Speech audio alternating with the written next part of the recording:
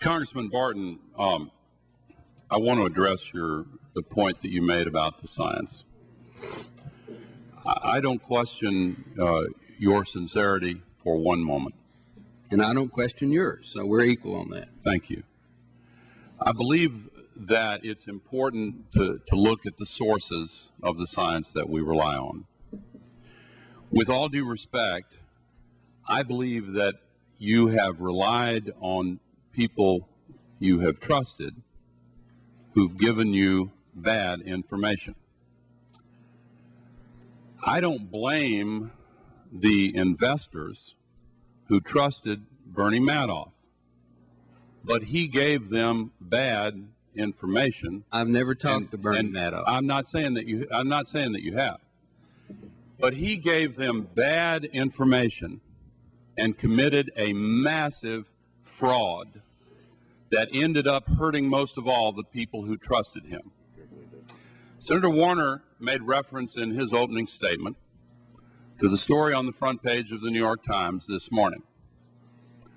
Absolutely incredible.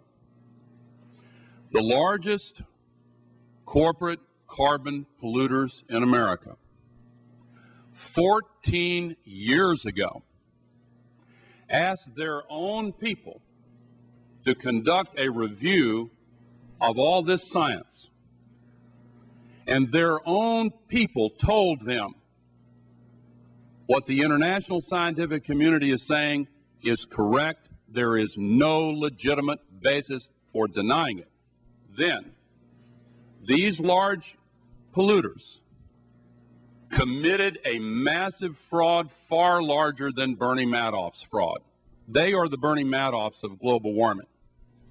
They ordered the censoring and removal of the scientific review that they themselves conducted. And like Bernie Madoff, they lied to the people who trusted them in order to make money. And the CEO of the largest, if I could just finish my response, Congressman. Look, I will stipulate that CO2 concentrations are going up. There's no debate about that. They're about 380 parts per million, and they're going to rise to in the neighborhood of 500 parts per million in the next 50 to 100 years. I'll stipulate that. Now, the consequences of that, and whether that's because of man-made CO2, I think are debatable. And I don't know about this scientific peer review that you just talked about, but if somebody lied about something 14 years ago, I'm sure Mr. Waxman and Mr. Markey will conduct an investigation and oversight hearing into that. My question to you was about the cost of the allowance system.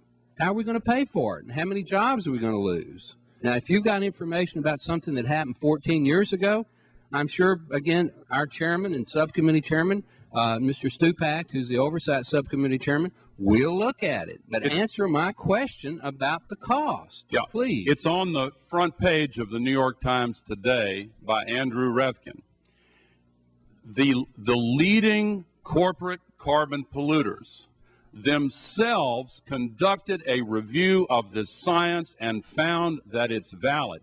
And to the point you made a moment ago, they verified in their own studies that man-made global warming is raising temperatures and causing this crisis. Like Bernie Madoff, they lied about it in order to make money, and they themselves profited. The CEO of the largest got a one-time payment of $400 million. Now, again, those who have trusted them and believed them are due an apology. These corporations ought to apologize to the American people for conducting a massive fraud for the last 14 years. Gentleman's time's expired, Mr. Gentleman's Chairman. time has expired.